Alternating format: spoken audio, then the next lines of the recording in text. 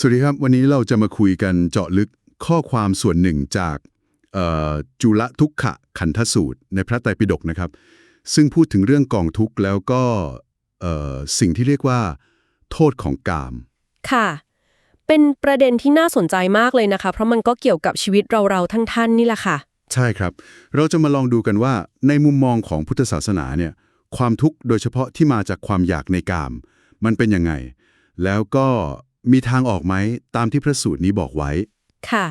จุดเริ่มต้นของเรื่องนี้ก็น่าสนใจนะครับมาจากพระเจ้ามหานามสากยะคือท่านสงสัยค่ะ ท่านก็เข้าใจนะว่าพกโลภะโทสะโมหะเนี่ยมันไม่ดีทำให้จิตใจเราเศร้าหมองใช่ค่ะ รู้ว่าเป็นกิเลส แต่ก็นั่นแหละครับทำไมมันยังกลับมาครอบงำจิตใจได้เรื่อยๆมีอะไรในใจลึกๆที่ยังละได้กันแน่ อ๋อ ค่ะ ซึ่งพระพุทธเจ้าก็ทรงตอบได้ตรงประเด็นมากเลยนะคะ ท่านชี้ว่าที่ยังละกิเลสพวกนั้นไม่ได้เด็ดขาดเนี่ย ก็เพราะว่ายังละทำอย่างหนึ่งไม่ได้ ทำอย่างหนึ่งคืออะไรครับคือเหตุผลลึกๆหรือความติดข้องนั่นแหละค่ะที่ทำให้คนเรายังอยากครองเรือนยังอยากบริโภคกามยังแสวงหาความสุขทางโลกอยู่อ๋อ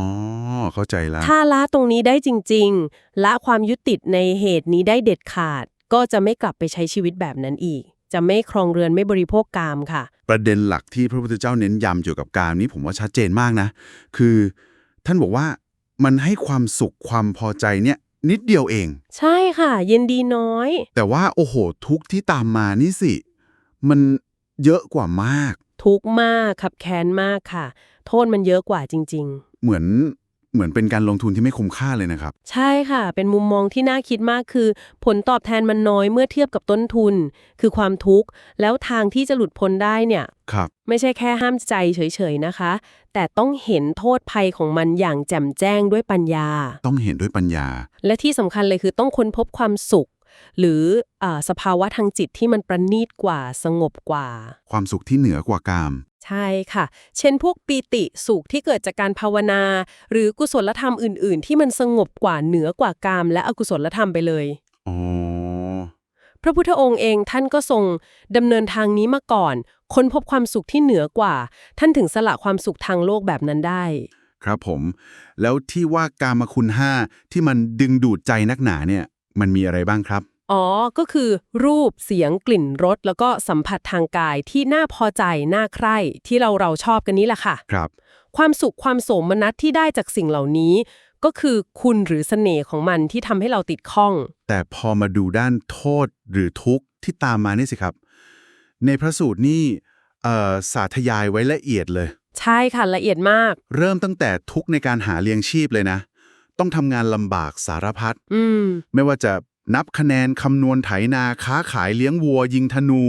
รับราชการคือสารพัดอาชีพต้องทนร้อนทนหนาวทนยุงทนเหลือบทนลมแดดสัตว์เลื้อยคลานบางทีก็อดอยากเสี่ยงอันตรายนะคะแล้วมันไม่ใช่แค่นั้นนะคือพยายามแล้วถ้าหาไม่ได้อย่างที่ต้องการล่ะหามาได้สำเร็จแล้วนะก็ยังไม่จบค่ะยังทุกข์ได้อีกยังไงครับก็ต้องคอยระวังรักษาไงคะกลัวกังวลว่าทรัพย์สมบัติที่หามาได้เนี่ยจะถูกพระราชาเอาไปโจรปล้นไฟไหม้น้ำพัดพาหรือแม้แต่ทายาทไม่ดีเอาไปผลาญอ๋อกลัวสูญเสียใช่ค่ะพอสูญเสียไปจริงๆก็เศร้าโศกเสียใจอีกทุกข์ซ้ำซ้อนวนเวียนอยู่อย่างนี้แหละค่ะซึ่งทั้งหมดนี้มีอะไรเป็นเหตุก็กามนั่นเองถูกต้องค่ะมีกามเป็นเหตุโอ้โหตอนแรกผมนึกว่าโทษของกามมันจะอยู่แค่เรื่องส่วนตัวซะอีกแต่นี่มันลามไปถึงปัญหาสังคมความขัดแย้งใหญ่โตเลยเหรอครับใช่เลยค่ะในพระสูตรขยายภาพให้เห็นชัดเจนมากว่ากามนี่แหละเป็นต้นเหตุของความขัดแย้งความรุนแรงต่างขนาดนั้นเลยๆค่ะตั้งแต่ระดับพระราชากษัตริย์พราหมณ์คฤหบดีทะเลาะกันแย่งชิงกันครับไปจนถึงในครอบครัวพ่อแม่ลูกพี่น้องเพื่อนฝูงทะเลาะกันทำร้ายกันถึงขั้นตายหรือเจ็บหนักก็มีน่ากลัวนะครับยังมีเรื่องสงครามการสู้รบอีกนะคะผู้คนจับอาวุธฆ่าฟันกันบาดเจ็บล้มตายก็เพราะการเป็นเหตุแล้วพูดอาชญากรรมต่างๆเลยครับก็ด้วยค่ะการปล้นการฆ่าลักทรัพย์ประพฤติผิดในกามพอถูกจับได้ก็ต้องรับโทษทันทรมานต่างๆนานา ครับ ตั้งแต่เบาไปหาหนักจนถึงขั้นประหารชีวิต หรือทรมานจนเกือบตาย ทุกเหล่านี้ล้วนมีรากมาจากความอยากในกามทั้งสิ้น ฟังดูแล้วหนักหนาจริงๆครับแล้วมันยังส่งผลไปถึงภพหน้าด้วยใช่ไหมครับแน่นอนค่ะ อันนี้เป็นโทษระยะยาวเลย ในพระสูตรบอกว่า เมื่อคนเราทำทุจริตทางกาย วาจาใจ โดยมีกามเป็นตัวผลักดันเนี่ย ค่ะพอตายไปก็ย่อมไปสู่อบาย ทุกขติ วินิบาตนรก อือหือ ซึ่งก็คือไปเจอกองทุกข์ต่อไปอีกในสัมปรายภพหรือภพหน้านั่นเองครับ ในพระสูตรเหมือนจะมีการเปรียบเทียบกับแนวทางปฏิบัติของกลุ่มอื่นด้วยใช่ไหมคะ พวกนิครนัตถะ ใช่ค่ะ มีการกล่าวถึงพวกนิครนัตถะซึ่งเป็นนักบวชอีกกลุ่มในสมัยนั้น เขามีแนวทางเน้นการบำเพ็ญทุกขกิริยา แบบว่าทรมานตนเองอย่างหนัก ค่ะ เช่น ยืนตลอดเวลาอะไรแบบนั้น สนเพียงพอแล้วหรือยัง คือเหมือนทำไปโดยไม่รู้จริงอะค่ะ อ๋อ แล้วก็มีประเด็นที่พวกนิครนเขาโต้แย้งพระพุทธเจ้าด้วย เรื่องความสุข ค่ะ ประเด็นนี้น่าสนใจมาก พวกนิครนเขาแย้งว่าความสุขมันต้องเกิดจากความทุกข์ก่อน แล้วก็อ้างเลยว่าพระเจ้าพิมพิสารเนี่ยผู้ที่เสวยสุขทางโลกเต็มที่ย่อมมีความสุขมากกว่าพระพุทธเจ้าแน่ๆ อ้าว คิดแบบนั้นไป ซึ่งตรงนี้แหละค่ะ เป็นบทพิสูจน์ที่เฉียบคมมากของพระพุทธเจ้า ท่านทรงท้าทายกลับไปเลย ท้าว่าอะไรครับ ท่านถามว่า